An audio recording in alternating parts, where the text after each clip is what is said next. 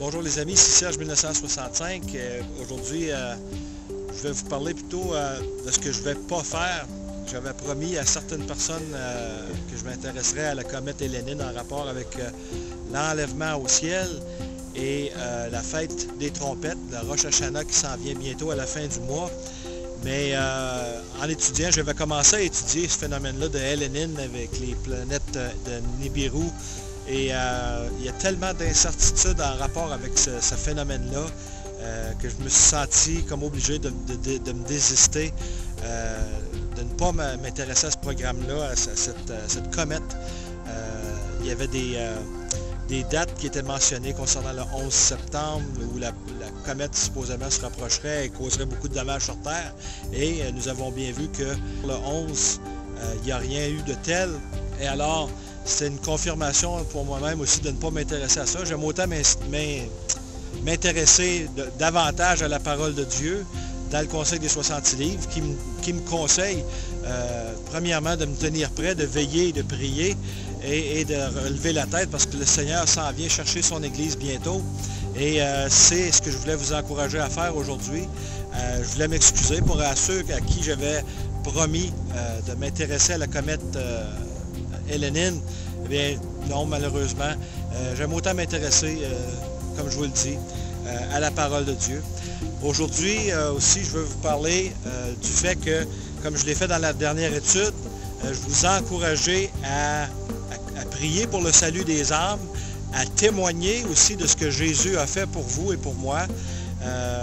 Nous devrions ne pas avoir peur de témoigner, au contraire, nous devrions y aller avec courage, avec audacité, avec amour et simplement dire ce que le Seigneur a fait pour nous.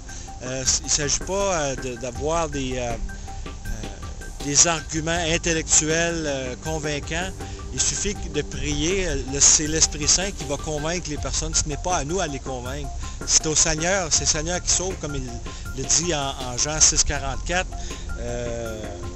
Le Seigneur Jésus avait dit que si mon Père ne les attirait pas à moi, personne ne peut venir à moi si le Père ne l'attire en premier.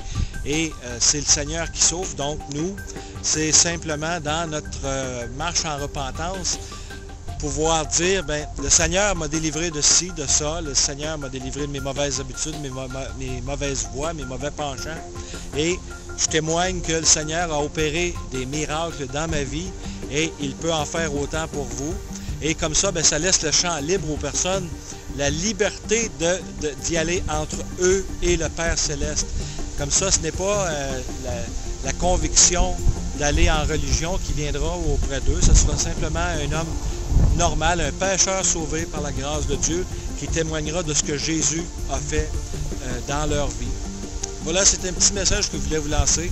Un petit encouragement pour le peu de temps qui nous reste parce que l'Église sera enlevée bientôt. Eh bien, je vous encourage, frères et sœurs en Jésus-Christ, à témoigner de l'amour que vous avez pour le Seigneur Jésus, de ce que la puissance de l'action du Saint-Esprit dans vos vies, de la puissance de l'action de Jésus-Christ dans vos vies et comment vous avez du plaisir à mettre en pratique ce qu'il vous commande, à être un imitateur de Jésus-Christ. Bien, soyez bénis, vous tous qui écoutez ces paroles aujourd'hui, que le Seigneur vous guide par son bon esprit et vous aide à être des ambassadeurs de son Saint-Nom. Au nom de Jésus-Christ, à la prochaine!